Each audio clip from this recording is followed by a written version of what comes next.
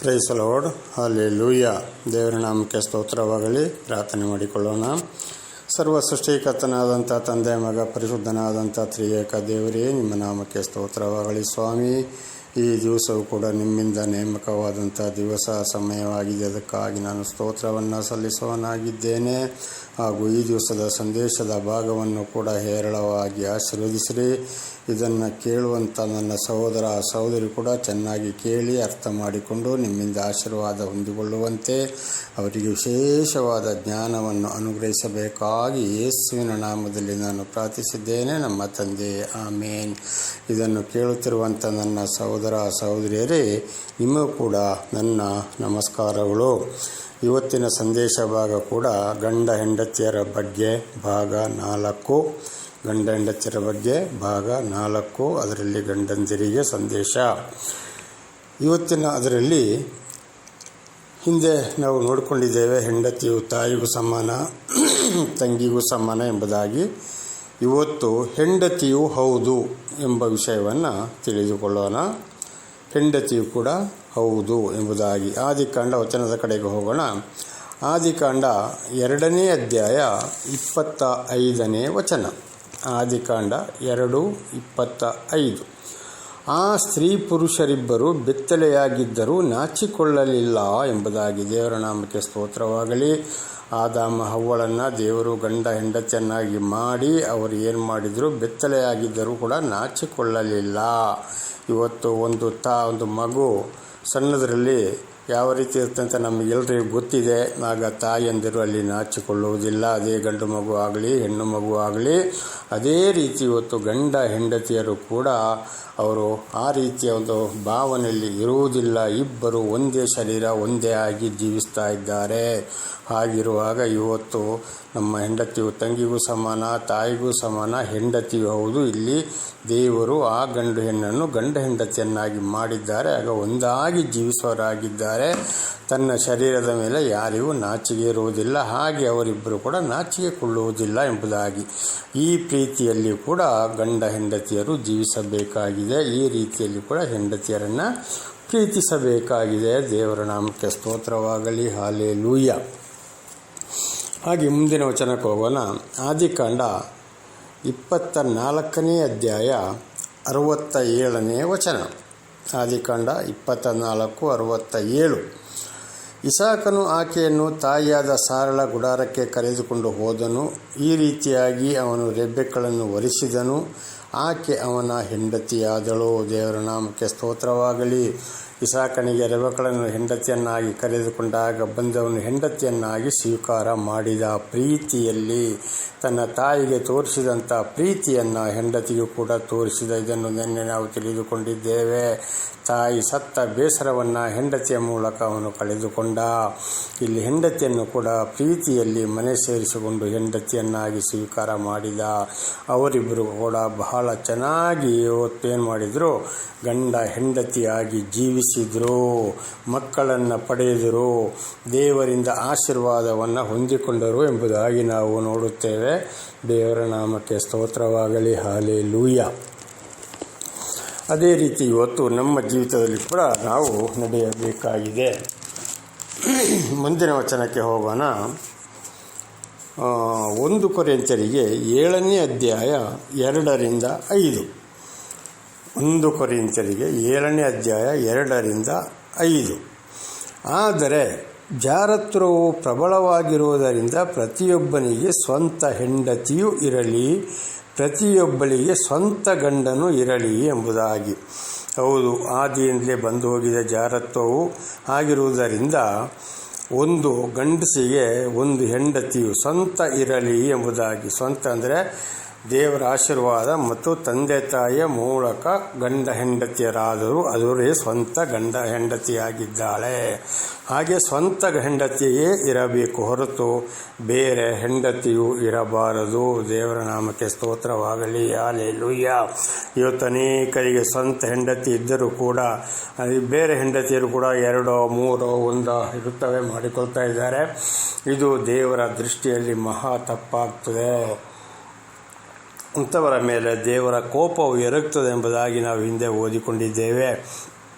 ಆದುದರಿಂದ ಪ್ರತಿಯೊಬ್ಬ ಗಂಡಸಿಗೂ ಸ್ವಂತ ಹೆಂಡತಿ ಇರಬೇಕು ಹೊರತು ಮದುವೆಗೆ ಮೊದಲಾಗಲಿ ಅವನಸ್ಥ ಪ್ರಾಯದಲ್ಲಾಗಲಿ ಮದುವೆ ಆದ ಮೇಲಾಗಲಿ ಈ ಥರ ಹೆಂಡತಿ ಇರಬಾರದು. ಖಂಡಿತವಾಗಿಯೂ ಅದು ದೇವರ ದೃಷ್ಟಿಯಲ್ಲಿ ಮಹಾಪಾಪವಾಗಿದೆ. ಅಂಥವರ ಮೇಲೆ ದೇವರಿಗೆ ಬಹಳ ಬೇಸರವಾಗ್ತದೆ. ಆದ್ದರಿಂದ ಸ್ವಂತ ಹೆಂಡತಿಯು ಇರಬೇಕು. ಗಂಡನು ಹೆಂಡತಿಗೆ ಸಲ್ಲತಕ್ಕದ್ದನ್ನು ಸಲ್ಲಿಸಲಿ ಎಂಬುದಾಗಿ ಇದು ಒಂದು ದಾಂಪತ್ಯ ಜೀವನವನ್ನು ಸೂಚಿಸ್ತದೆ. ಹೆಂಡತಿಗೆ ಯಾವ ಗಂಡನು ಏನು ಸಲ್ಲಿಸಬೇಕೋ ಹೆಂಡತಿಗೆ ಶರೀರ ಸಂಬಂಧದಲ್ಲಿ ಅದನ್ನು ಕೂಡ ಗಂಡನು ಹೆಂಡತಿಗೆ ಚೆನ್ನಾಗಿ ಸಲ್ಲಿಸಲಿ, ಹೆಂಡತಿಯನ್ನು ಸರಿಯಾಗಿ ತೃಪ್ತಿಪಡಿಸಲಿ ಎಂಬುದಾಗಿ ಈ ವಾಕ್ಯವು ತಿಳಿಸಲ್ಪಡ್ತದೆ. ಇವತ್ತು ಅನೇಕರು ಏನು ಮಾಡ್ತಾರೆ, ಸ್ವಂತ ಹೆಂಡತಿ ಅಲ್ಲದೆ ಬೇರೆ ಹೆಂಡತಿಯರು ಇಟ್ಟುಕೊಂಡು ಇವತ್ತು ಅನೇಕ ಅವರ ಒಂದು ಸುಖ ಸಂಪತ್ತನ್ನು ಅವರೊಂದಿಗೆ ಅನೈತಿಕ ಸಂಪರ್ಕದಲ್ಲಿ ಕಳೆದುಕೊಂಡು ತನ್ನ ಹೆಂಡತಿಯರಿಗೆ ಇವತ್ತು ಬೇಸರವಾಗ್ತದೆ, ಅವರನ್ನು ಕೋಪಕ್ಕೆ ಎಬ್ಬಿಸ್ತಾರೆ, ದುಃಖಪಡಿಸ್ತಾ ಇದ್ದಾರೆ. ಹೀಗಿರುವಾಗ ಅಲ್ಲಿ ಕುಟುಂಬ ಸಂಸಾರವೇ ಒಡೆದು ಹೋಗ್ತದೆ. ಎಷ್ಟೋ ಹೆಂಡತಿಯರನ್ನು ಗಂಡಂದಿರೇ ಕೊಲೆ ಮಾಡುವವರು ಆಗಿದ್ದಾರೆ, ಅಥವಾ ನಾನಾ ರೀತಿಯಲ್ಲಿ ಹಿಂಸೆ ಕೊಟ್ಟು ಜೈಲಿಗೆ ಹೋಗುವವರು ಕೂಡ ಆಗಿದ್ದಾರೆ. ಜೈಲಲ್ಲಿ ಅನೇಕರು ಇದ್ದಾರೆ.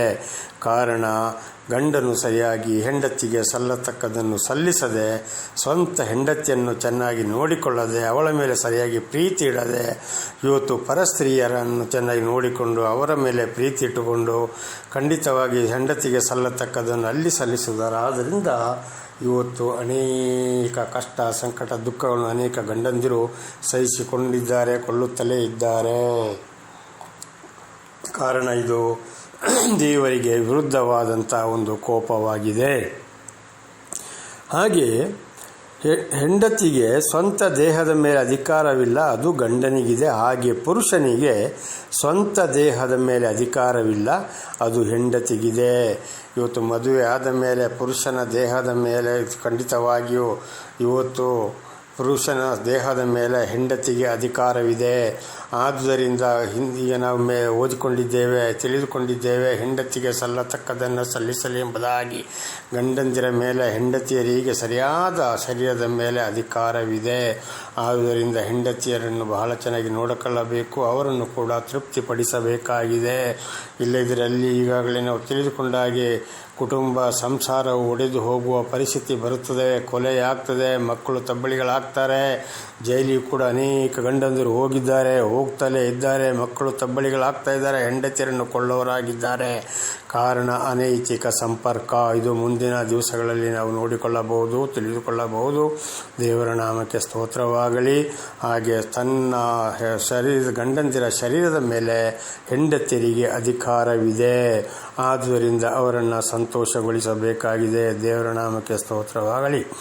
ಹಾಗೆ 5ನೇ ವಚನಕ್ಕೆ ಹೋಗೋಣ. ಪ್ರಾರ್ಥನೆಗೆ ಮನಸ್ಸು ಕೊಡುವುದಕ್ಕಾಗಿ ನೀವು ಪರಸ್ಪರ ಸಮ್ಮತಿಯಿಂದ ಸ್ವಲ್ಪ ಕಾಲ ದಂಪತಿ ಧರ್ಮವನ್ನು ಬಿಟ್ಟು ಅಗಲಿರಬಹುದೇ ಹೊರತು ಅನ್ಯಥಾ ಹಾಗೆ ಮಾಡಬಾರದು. ದೇವರ ನಾಮಕ್ಕೆ ಸ್ತೋತ್ರವಾಗಲಿ. ಹಲ್ಲೆಲೂಯಾ. ಪ್ರಾರ್ಥನೆಗೆ ಒಂದು ಮನಸ್ಸು ಕೊಡುವುದಾದರೆ, ದೇವರ ಪ್ರಾರ್ಥನೆಗೆ ಇರುವುದಾದರೆ, ಪ್ರಾರ್ಥನೆಗೆ ಹೋಗುವುದಾದರೆ ಅಥವಾ ಎಲ್ಲೆಲ್ಲಿಗೋ ಹೋಗಬಹುದು ಬರಬಹುದು, ಆಗ ಪರಸ್ಪರ ಗಂಡ ಹೆಂಡತಿ ಮಾತನಾಡಿಕೊಂಡು ಅಗಲಿ ಹೋಗಬೇಕು ಹೊರತು ಖಂಡಿತವಾಗಿ ಯಾವುದೇ ಇವತ್ತು ಪರಸ್ತ್ರೀ ಲೈಂಗಿಕ ಸಂಪರ್ಕ ಇಟ್ಟುಕೊಂಡು ಹೆಂಡತಿಗೆ ಕೊಡತಕ್ಕ ಪ್ರೀತಿಯನ್ನು ಇತರ ಪರಸ್ತ್ರೀ ಮಹಿಳೆಯರಿಗೆ ಕೊಟ್ಟುಕೊಂಡು ಕೋಪದಲ್ಲಿ ಹೋಗುವುದಾದರೆ ಬರುವುದಾದರೆ, ಅಲ್ಲಿ ಹೋಗಿ ಏನೇ ಪ್ರಾರ್ಥನೆ ಮಾಡುವುದಾದರೂ ಈ ನಮ್ಮ ನಡತೆಯು ಖಂಡಿತವಾಗಿ ದೇವರಿಗೆ ಪ್ರೀತಿಯಾಗುವುದಿಲ್ಲ. ಪರಸ್ಪರ ಮಾತನಾಡಿಕೊಂಡು ನಾನು ಇಂತಲ್ಲಿಗೆ ಹೋಗ್ತಾ ಇದ್ದೇನೆ, ಇಷ್ಟು ದಿವಸದಲ್ಲಿ ನಾನು ಬರ್ತಾ ಇದ್ದೇನೆ ಅಂತೇಳಿ ಗಂಡಾಗಲಿ ಹೆಂಡತಿಯಾಗಲಿ ಮಾತಾಡಿಕೊಂಡು ಅವರೊಬ್ಬರ ಸಮ್ಮತಿಯನ್ನು ಪಡೆದುಕೊಂಡು ಹಾಗೆ ಬಿಟ್ಟು ಹೋಗಬೇಕೇ ಹೊರತು ಯಾವುದೇ ಕಾರಣಕ್ಕೂ ಇವತ್ತು ಖಂಡಿತವಾಗಿ ಕೋಪ ದ್ವೇಷದ ಮೇಲೆ ಹೋಗಬಾರದು. ಪ್ರೀತಿಯಿಂದ ಮಾತಾಡಿಕೊಂಡು ಒಬ್ಬರ ಅನ್ಯೋನ್ಯತೆಯನ್ನು ಪಡೆದುಕೊಂಡು ಅನುಮತಿಯನ್ನು ಪಡೆದುಕೊಂಡು ಹೋಗಬೇಕು. ಅವಳು ಹೆಂಡತಿ, ಅವಳಿಗೆ ನಾನು ತಾಳಿ ಕಟ್ಟಿದ್ದೇನೆ, ನಾನು ಕರ್ಕೊಂಡು ಬಂದಿದ್ದೇನೆ, ನಾನು ಗಂಡ ಎಂಬ ಈ ಒಂದು ಹೆಚ್ಚಾದ ಒಂದು ಮನಸ್ಸು ಗಂಡಂದಿರಲ್ಲಿ ಇರಬಾರದು. ದೇವರ ನಾಮಕ್ಕೆ ಸ್ತೋತ್ರವಾಗಲಿ. ಇಬ್ಬರು ಒಂದೇ ಎಂಬುದನ್ನು ನಾವು ತಿಳಿದುಕೊಂಡಿದ್ದೇವೆ. ಆಮೇಲೆ ಸೈತಾನನು ನಿಮಗೆ ದಯ ಇಲ್ಲದಿರುವುದನ್ನು ನೋಡಿ ನಿಮಗೆ ದುಷ್ಪ್ರೇರಣೆ ಮಾಡದಂತೆ ತಿರುಗಿ ಕೂಡಿಕೊಳ್ಳಿರಿ. ಸ್ವಲ್ಪ ದಿವಸ ಮಾತಾಡಿಕೊಂಡು ಆ ಕಡೆ ಈ ಕಡೆ ಹೋಗಿ ಬಂದ ಮೇಲೆ ಖಂಡಿತವಾಗಿ ಅವರು ಪ್ರೀತಿ ವಿಶ್ವಾಸದಿಂದ ಗಂಡ ಹೆಂಡತಿ ಒಂದಾಗಬೇಕು, ಪ್ರೀತಿಯನ್ನು ತೋರಿಸಿಕೊಳ್ಳಬೇಕು. ಇಲ್ಲದ ಹೋದರೆ ಖಂಡಿತವಾಗಿ ಅಲ್ಲಿ ಸೈತಾನನು ನಾನಾ ರೀತಿಯ ಕುತಂತ್ರಗಳನ್ನು ಮಾಡಿ ಗಂಡನ ಮನಸ್ಸಿನಲ್ಲಿ ವಿಷದ ಬೀಜವನ್ನು ಬಿತ್ತಿ ಹೆಂಡತಿಯರ ಬಗ್ಗೆ ಇಲ್ಲಿಯೂ ಕುಟುಂಬ ಸಂಸಾರವನ್ನು ಹಾಳು ಮಾಡುವವನಾಗಿದ್ದಾನೆ. ಹಾಗಿರುವಾಗ ನಾವು ಇಲ್ಲಿ ಹೋದರೂ ಬಂದರೂ ಕೂಡ ಆಮೇಲೆ ಬಂದವರು ಒಂದಾಗಿ ಗಂಡ ಹೆಂಡತಿಯರು ಪ್ರೀತಿಯಿಂದ ಒಂದಾಗಿರಬೇಕು. ಗಂಡಂದಿರು ಹೆಂಡತಿಗೆ ಸಲ್ಲತಕ್ಕದನ್ನು ಸಲ್ಲಿಸಬೇಕು. ಕಾರಣ ಹೆಂಡತಿಗೆ ಪುರುಷನ ಶರೀರದ ಮೇಲೆ ಅಧಿಕಾರ ಇದೆ. ಇಲ್ಲದಿದ್ದರೆ ಸೈತಾನನು ಕಾರ್ಯ ಮಾಡ್ತಾನೆ. ಕುಟುಂಬವೇ ಇದರಿಂದ ಇವತ್ತು ಅನೇಕ ಕುಟುಂಬಗಳು ಒಡೆದು ಹೋಗಿದ್ದಾವೆ. ಈಗಾಗಲೇ ತಿಳಿದುಕೊಂಡಾಗೆ ಅನೇಕ ಕೊಲೆಗಳಾಗಿದ್ದಾರೆ, ಅನೇಕ ಮಕ್ಕಳು ಕೂಡ ತಬ್ಬಲಿಯಾಗಿದ್ದಾರೆ, ಅನೇಕ ಗಂಡಂದಿರು ಕೈಕಾಲು ಮುರಿಸಿಕೊಂಡಿದ್ದಾರೆ, ಅನೇಕ ಗಂಡಂದಿರು ಇವತ್ತು ಜೈಲಲ್ಲಿ ಕೂಡ ಇದ್ದಾರೆ. ಇದೇ ರೀತಿ ಆಗ್ತಾ ಇದೆ. ಕಾರಣ ಹೆಂಡತಿಯ ಮೇಲೆ ಸರಿಯಾದ ಪ್ರೀತಿ ಇಲ್ಲದನ್ನು ಹೆಂಡತಿಗೆ ಸಲ್ಲಿಸದೇ ಇರುವುದರಿಂದ, ಹೆಂಡತಿಗೆ ಗೌರವ ಕೊಡದೇ ಇರುವುದರಿಂದ ಇವತ್ತು ಗಂಡಂದಿರಿಗೆ ಈ ರೀತಿಯ ಕಷ್ಟ ಸಂಕಟ ದುಃಖಗಳು. ಮುಂದಿನ ವಚನಕ್ಕೆ ಹೋಗೋಣ. ಹೀಗೆ ಮಾಡಬಹುದೆಂದು ಹೇಳುವುದು ಹಿತೋಪದೇಶವೇ ಹೊರತು ಆಜ್ಞೆಯಲ್ಲ ಅಂತ ಅಪೊಸ್ತಲ ಪೌಲರು ಹೇಳ್ತಾ ಇದ್ದಾರೆ. ಕಾರಣ ಅಪೊಸ್ತಲ ಪೌಲರು ಗಂಡ ಹೆಂಡತಿಯನ್ನು ಚೆನ್ನಾಗಿ ತಿಳಿದುಕೊಂಡು ನೀವು ಈ ರೀತಿ ನಡೆಯಿರಿ ಎಂಬುದಾಗಿ ಕೊರಂತ್ಯರಿಗೆ ಬರೆದ ಪತ್ರದಲ್ಲಿ ಈ ರೀತಿ ತಿಳಿಸಿದ್ದಾರೆ ಕೊರಂತ್ಯ ಸಭೆಗೆ. ಇದು ನಮಗೂ ಕೂಡ ಇವತ್ತು ಅನ್ವಯಿಸುತ್ತದೆ. ದೇವರ ನಾಮಕ್ಕೆ ಸ್ತೋತ್ರವಾಗಲಿ. ಹಲ್ಲೆಲೂಯಾ. ಆದುದರಿಂದ ಈ ಸತ್ಯವೇದದಲ್ಲಿ ಬರೆದಂಥ ಆಜ್ಞೆಗಳನ್ನು ನಾವು ಕೈಗೊಂಡು ನಡೆಯಬೇಕಾಗಿದೆ. ದೇವರ ನಾಮಕ್ಕೆ ಸ್ತೋತ್ರವಾಗಲಿ. ಹಲ್ಲೆಲೂಯಾ. ಹಾಗೆ ಮುಂದಿನ ವಚನಕ್ಕೆ ಹೋಗೋಣ. ಇಬ್ರಿಯರಿಗೆ 13ನೇ ಅಧ್ಯಾಯ 3-4. ಇಬ್ರಿಯರಿಗೆ 13ನೇ ಅಧ್ಯಾಯ 3-4. ಸೆರೆಯವರ ಸಂಗಡ ನೀವು ಜೊತೆ ಸೆರೆಯವರೆಂದು ಭಾವಿಸಿಕೊಂಡು ಅವರನ್ನು ಜ್ಞಾಪಕ ಮಾಡಿಕೊಳ್ಳಿರಿ. ನಿಮಗೂ ಅನ್ಯಾಯ ಸಂಭವಿಸೆಂದು ತಿಳಿದು ಅನ್ಯಾಯ ಅನುಭವಿಸುವರನ್ನು ನೆನೆಸಿರಿ. ದಾಂಪತ್ಯವು ಮಾನ್ಯವಾದದೆಂದು ಎಲ್ಲರೂ ಎಣಿಸಬೇಕು. ಹಾಗೆ ಇವತ್ತು ಇನ್ನೊಬ್ಬರ ಕಷ್ಟ ಸಂಕಟ ದುಃಖಗಳು ಹಾಗೆ ಅನ್ಯಾಯದಿಂದ ಅವರಿಗೆ ಬಂದಂಥದ್ದನ್ನು ನಾವು ಕೂಡ ನೋಡಿ ತಿಳಿದುಕೊಳ್ಳಬೇಕಾಗಿದೆ. ಇವರಿಗೆ ಯಾವುದಕ್ಕೆ ಇಂತಹ ರೀತಿ ಅನ್ಯಾಯವು ಬಂದು ಹೋಗಿದೆ, ಯಾವ ರೀತಿ ಕಷ್ಟ ಸಂಕಟ ದುಃಖ ಕಣ್ಣೀರಿಗೆ ಇವರು ಇವತ್ತು ಒಳಗಾಗಿದ್ದಾರೆ. ಖಂಡಿತವಾಗಿ ಇದು ಗಂಡ ಹೆಂಡತಿಯ ಜೀವನ ಸರಿ ಹೋಗದ ಕಾರಣ, ಗಂಡ ಹೆಂಡತಿಯರು ಸರಿಯಾಗಿ ಪ್ರೀತಿಯಲ್ಲಿ ಜೀವಿಸದ ಕಾರಣ, ಗಂಡಂದಿರು ಸರಿಯಾಗಿ ಹೆಂಡತಿಯರನ್ನು ನೋಡಿಕೊಳ್ಳದ ಕಾರಣ, ಹೊರಗಿನ ಸವಾಸದಿಂದ ಇವತ್ತು ಇವರು ಈ ರೀತಿ ಕಷ್ಟ ಸಂಕಟ ದುಃಖಗಳನ್ನು ಅನುಭವಿಸ್ತಾ ಇದ್ದಾರೆ. ಮಕ್ಕಳಿಗೂ ಈ ಪಾಡು ಬಂದು ಹೋಯಿತು, ಹೆಂಡತಿಗೂ ಈ ಪಾಡು ಬಂದು ಹೋಯಿತು. ನಾವು ಕೂಡ ಹೀಗೆ ಮಾಡಬಾರದು ಎಂಬುದನ್ನು ಚೆನ್ನಾಗಿ ನೋಡಿ ನಾವು ತಿಳಿದುಕೊಳ್ಳಬೇಕು. ಅದಲ್ಲದೆ ದಾಂಪತ್ಯವು ಮಾನ್ಯವಾದದೆಂದು ಎಲ್ಲರೂ ಎಣಿಸಬೇಕು. ಗಂಡ ಹೆಂಡತಿ ದಾಂಪತ್ಯ ನಿಜವಾಗಿ ದೇವರ ಆಶೀರ್ವಾದದಿಂದ ಹಿರಿಯರ ಸಮ್ಮುಖದಲ್ಲಿ ಮದುವೆಯಾದಂಥ ಗಂಡ ಹೆಂಡತಿಯವರ ದಾಂಪತ್ಯವು ದೇವರಿಂದ ಆಶೀರ್ವಾದವನ್ನು ಹೊಂದಿದ್ದು. ಇದು ಆದಿಕಾಂಡ 2ನೇ ಅಧ್ಯಾಯ 24-25 ವಚನದಲ್ಲಿ ನಾವು ತಿಳಿದುಕೊಂಡಿದ್ದೇವೆ. ಆದಾಮ ಹವ್ವಳನ್ನು ದೇವರು ಗಂಡ ಹೆಂಡತಿಯರನ್ನಾಗಿ ಮಾಡಿ ಅವರು ಏನು ಮಾಡಿದರು, ಬೆತ್ತಲೆಯಾಗಿದ್ದರೂ ಕೂಡ ನಾಚಿಕೊಳ್ಳಲಿಲ್ಲ ಎಂಬುದಾಗಿ. ಕಾರಣ ಈ ದಾಂಪತ್ಯ ಜೀವನವು ಗಂಡ ಹೆಂಡತಿಗೆ ದೇವರಿಂದ ಬಂತು. ಆದರೆ ಯಾವ ಗಂಡ ಹೆಂಡತಿಯರು ಹಿರಿಯರ ಆಶೀರ್ವಾದದಲ್ಲಿ ಗಂಡ ಹೆಂಡತಿಯರಾದರೂ ಮದುವೆಯಾದವರು ಇವತ್ತು ಅನೇಕವರ ಸ್ವಂತ ಬುದ್ಧಿಯಿಂದ ಹುಡುಗನಾಗಲಿ ಹುಡುಗಿಯಾಗಲಿ ಸ್ವಂತ ಹಿರಿಯರ ಮಾತುಗಳಿಗೆ ಮೀರಿ ಮದುವೆಯಾಗ್ತಾರೆ. ಇದು ದೇವರಿಂದ ಆಶೀರ್ವಾದ ಹೊಂದಿದಂಥ ಮದುವೆ ಅಲ್ಲ. ಆ ದಾಂಪತ್ಯ ಜೀವನ ಮಾನ್ಯವಾದುದಲ್ಲ. ಅವರ ಕುಟುಂಬದಲ್ಲಿ ಬಿರುಕು ಬಿಡುವುದು ಸಹಜ.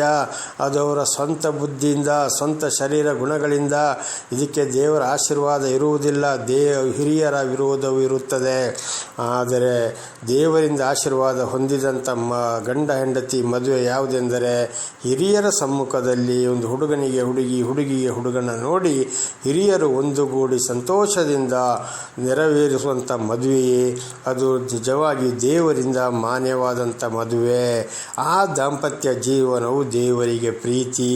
ಆದುದರಿಂದ ಹೆಂಡತಿಗೆ ಸಲ್ಲತಕ್ಕದ್ದನ್ನು ಸರಿಯಾಗಿ ಸಲ್ಲಿಸಬೇಕು. ಅಂಥ ಹೆಂಡತಿಯರಿಗೆ ಗಂಡನ ಶರೀರದ ಮೇಲೆ ಅಧಿಕಾರವಿರುತ್ತದೆ. ಗಂಡ ಹೆಂಡತಿ ಸಂಬಂಧವು ನಿಷ್ಕಲಂಕರವಾಗಿರಬೇಕು. ಜಾರರಿಗೂ ವ್ಯಭಿಚಾರಿಗಳಿಗೂ ದೇವರು ನ್ಯಾಯ ತೀರಿಸುವನೆಂದು ತಿಳಿದುಕೊಳ್ಳಿರಿ. ದೇವರ ನಾಮಕ್ಕೆ ಸ್ತೋತ್ರವಾಗಲಿ. ಗಂಡ ಹೆಂಡರ ಸಂಬಂಧವು ನಿಷ್ಕಲಂಕವಾಗಿರಬೇಕು. ಅಷ್ಟು ಪ್ರೀತಿಯಲ್ಲಿ ಅವರು ಇರಬೇಕು. ಇವತ್ತು ತಾಯಿ ಮಕ್ಕಳು, ಅಣ್ಣ ಅಕ್ಕಂದಿರು ಅಥವಾ ಅಣ್ಣ ತಂಗಿಯಂದಿರು ಯಾವ ರೀತಿ ಪ್ರೀತಿಯಲ್ಲಿ ಇರ್ತಾರೋ ಅಂಥ ಒಂದು ಸಂಬಂಧವು ಬಹಳ ಪ್ರೀತಿಯಲ್ಲಿರಬೇಕು. ದಾಂಪತ್ಯ ಜೀವನದ ಬಗ್ಗೆ ಬಹಳ ಪ್ರೀತಿ ಇರಬೇಕು. ಅದು ಬಿಟ್ಟು ಜಾರರಿಗೂ ವ್ಯಭಿಚಾರಿಗಳಿಗೂ ದೇವರು ನ್ಯಾಯ ತೀರಿಸುವನೆಂದು ತಿಳಿದುಕೊಳ್ಳಿರಿ. ಈಗ ನಾವು ಹಿಂದೆ ತಿಳಿದುಕೊಂಡಾಗೆ ಅದನ್ನು ಬಿಟ್ಟು ಅನೈತಿಕ ಪರಸ್ತ್ರೀಯರ ಸಂಪರ್ಕ ಮಾಡಿಕೊಂಡರೆ, ವ್ಯಭಿಚಾರಕ್ಕೆ ಹೋದರೆ, ಅನೈತಿಕ ಸಂಪರ್ಕಕ್ಕೆ ಹೋದರೆ ಹೆಂಡತಿಯನ್ನು ಬಿಟ್ಟು ಖಂಡಿತವಾಗಿ ದೇವರು ಶಿಕ್ಷೆಗೆ ಒಳಪಡಿಸುತ್ತಾನೆ. ನಾನಾ ಥರದ ಶಿಕ್ಷೆ, ಹೊಡೆದಾಟಗಳು, ಕೈ ಕಾಲು ಮುರಿಸಿಕೊಳ್ಳುವಂಥದ್ದು, ಆಸ್ಪತ್ರೆ, ಕೊಲೆಯಾಗಿ ಜೈಲು ಸೇರಬೇಕಾಗ್ಬೋದು, ಅಥವಾ ಕೊಲೆಯಾಗದಿದ್ದರೂ ಕೂಡ ಈ ವಿಷಯದಲ್ಲಿ ಹೋಗಿ ಜೈಲು ಸೇರಬೇಕಾಗ್ತದೆ. ಅನೇಕ ಶಿಕ್ಷೆಗಳನ್ನು ಅನುಭವಿಸಬೇಕಾಗುತ್ತದೆ. ಇದು ನಿಜವಾಗಿಯೂ ದೇವರಿಂದಲೇ ಬರುವಂಥದ್ದು. ಆದ್ದರಿಂದ ಹೆಂಡತಿಯು ಹೌದು, ಗಂಡಂದರು ಹೆಂಡತಿಯನ್ನು ಬಹಳ ಚೆನ್ನಾಗಿ ನೋಡಿ ಪ್ರೀತಿಸಿ ಹೆಂಡತಿಗೆ ಕೊಡುವಂಥ ಗೌರವವನ್ನು ಇವತ್ತು ದೇವರು ನನ್ನ ಮೂಲಕ ನಿಮಗೆ ತಿಳಿಪಡಿಸಿದ್ದಾರೆ. ಇದನ್ನು ಪ್ರತಿಯೊಬ್ಬರೂ ಮಾನ್ಯ ಮಾಡುವಂಥದ್ದು. ಇಲ್ಲದ ಹೋದರೆ ಕುಟುಂಬದಲ್ಲಿ ಜಗಳಗಳು, ಕಲಹಗಳು, ಇದ್ದಂಥ ಆಸ್ತಿ ಪಾಸ್ತಿ ಕೂಡ ತೊಳೆದು ಹೋಗ್ಬೋದು. ನಾನಾ ರೀತಿ ಕಷ್ಟ ಸಂಕಟಗಳಿಗೂ ಮಾನ ಮರ್ಯಾದೆ ಕೂಡ ಹೋಗಬಹುದು. ಅಲ್ಲಿ ಹುಟ್ಟಿದಂಥ ಮಕ್ಕಳು ಕೂಡ ಅನಾಥರಾಗ ಹೋಗಬಹುದು. ಮುಂದಿನ ಮಕ್ಕಳ ಜೀವಿತಕ್ಕೂ ಕೂಡ ಬಹಳ ಕಷ್ಟ ಸಂಕಟ ದುಃಖಗಳು ಬರುತ್ತವೆ. ಆದರೂ ಮಾತ್ರ ಅಲ್ಲ, 1 ಕೊರಿಂಥರಿಗೆ 6ನೇ ಅಧ್ಯಾಯ 9-10 ವಾಕ್ಯಗಳನ್ನ ನೋಡುವಾಗ ಇಂಥ ಒಂದು ವೇಳೆ ಇವತ್ತು ಪುರುಷರು ತಪ್ಪಿ ಹೋಗಿರುವುದಾದರೆ ಅದು ಯಾರೇ ಆಗಿರಲಿ, ಗಂಡಂದಿರಾಗಲಿ ಹೆಂಡತಿಯರಾಗಲಿ, ಅವರು ಖಂಡಿತವಾಗಿ ದೇವರ ರಾಜ್ಯದಲ್ಲಿ ಅವರಿಗೆ ಹಕ್ಕೆ ಇಲ್ಲ, ಬಾಧ್ಯತೆ ಇಲ್ಲ. ದೇವರು ಅವರನ್ನು ಕೈಬಿಟ್ಟವನಾಗಿದ್ದಾನೆ. ಸೈತಾನನು ಬಂದು ಅವರನ್ನು ಹಿಡಿದುಕೊಂಡು ಅಧಿಕಾರ ನಡೆಸುವವನಾಗಿದ್ದಾನೆ. ಇದೀಗ 1 ಕೊರಿಂಥ 7ನೇ ಅಧ್ಯಾಯದಲ್ಲಿ ನಾವು ಓದಿಕೊಂಡಿದ್ದೇವೆ. ಗಂಡನು ಸರಿಯಾಗಿ ಹೆಂಡತಿಯೊಂದಿಗೆ ಪ್ರೀತಿ ಇಲ್ಲದರೆ, ಗಂಡ ಹೆಂಡತಿ ಒಂದಾಗಿ ಜೀವಿಸಲು ಹೋದರೆ ಖಂಡಿತವಾಗಿ ಸೈತಾನನು ಬಂದು ಉರುಳಿನಲ್ಲಿ ಸಿಕ್ಕಿಸಿಬಿಡುತ್ತಾನೆ ಎಂಬುದಾಗಿ. ಇದರಿಂದ ಅನೇಕ ಕುಟುಂಬಗಳು ಇವತ್ತು ಹಾಳಾಗಿ ಹೋಗಿವೆ. ಇವತ್ತು ಅನೇಕ ಎಷ್ಟೋ ಪೇಪರಲ್ಲಿ ನೋಡ್ಬೋದು, ಟಿ ವಿಯಲ್ಲಿ ನೋಡ್ಬೋದು, ಮೊಬೈಲಲ್ಲಿ ಕೂಡ ನಾವು ನೋಡ್ತಾ ಇರ್ಬೋದು. ಈಗಾಗಲೇ ಕೂಡ ಒಂದು ದೊಡ್ಡ ಅಪ್ಪಂದು ಮತ್ತು ಮಗನ ಹಗರಣಗಳು ತಲುಪಿ ಹೋಗಿವೆ. ಇದು ಇಡೀ ಲೋಕಕ್ಕೆ ಗೊತ್ತಾಗಿರುವಂಥ ವಿಷಯ. ಕಾರಣ ಇದೇ ವಿಷಯ. ಹಾಗೆ ಅನೈತಿಕ ಸಂಪರ್ಕ, ಪರಸ್ತ್ರೀಯರ ಮೇಲೆ ಆಸೆ ಆಗಿರುವುದರಿಂದ ಪುರುಷರೇ ಇವತ್ತು ಕೇಳಿದಂಥ ವಾಕ್ಯಕ್ಕೆ ವಿಧೇಯರಾಗಿ ನಡೆದು ಖಂಡಿತವಾಗಿ ದೇವರ ಆಶೀರ್ವಾದವನ್ನು ಪಡೆದುಕೊಳ್ಳಬೇಕಾಗಿದೆ. ಪ್ರಾರ್ಥನೆ ಮಾಡಿಕೊಳ್ಳೋಣ. ಸರ್ವ ಸೃಷ್ಟಿಕರ್ತನಾದಂಥ ತಂದೆ, ಮಗ, ಪರಿಶುದ್ಧನಾದಂಥ ತ್ರಿಯೇಕ ದೇವರೇ, ನಿಮ್ಮ ಪರಿಶುದ್ಧ ನಾಮಕ್ಕೆ ಸ್ತೋತ್ರವಾಗಲಿ ಸ್ವಾಮಿ. ಇವತ್ತಿನ ಸಂದೇಶ ಭಾಗವನ್ನು ಕೂಡ ನನ್ನ ಸಹೋದರರಿಗೆ ತಿಳಿಸಲು ನೀವು ಮನಸ್ಸು ಮಾಡಿದ್ದಕ್ಕಾಗಿ ನಿಮಗೆ ಸ್ತೋತ್ರ. ಇದನ್ನು ಕೇಳಿದಂಥ ಸಹೋದರರು ಚೆನ್ನಾಗಿ ಅರ್ಥ ಮಾಡಿಕೊಂಡು ನಿಮ್ಮಿಂದ ಆಶೀರ್ವಾದ ಹೊಂದಿಕೊಳ್ಳುವಂತಾಗಲಿ, ನಿಮ್ಮ ಪ್ರೀತಿಯಂತೆ ನಡೆದುಕೊಳ್ಳುವಂತಾಗಲಿ. ಅವರನ್ನು ಕೂಡ ಹೇರಳವಾಗಿ ಆಶೀರ್ವದಿಸಿರಿ. ಯೇಸುವಿನ ನಾಮದಲ್ಲಿ ಪ್ರಾರ್ಥಿಸಿದ್ದೇನೆ ನಮ್ಮ ತಂದೆ, ಆಮೇನ್. ಇದನ್ನು ಕೇಳುತ್ತಿರುವ ನನ್ನ ಸಹೋದರರೇ ಸಹೋದರಿಯರೇ, ನಿಮಗೂ ಕೂಡ ನನ್ನ ಧನ್ಯವಾದಗಳು.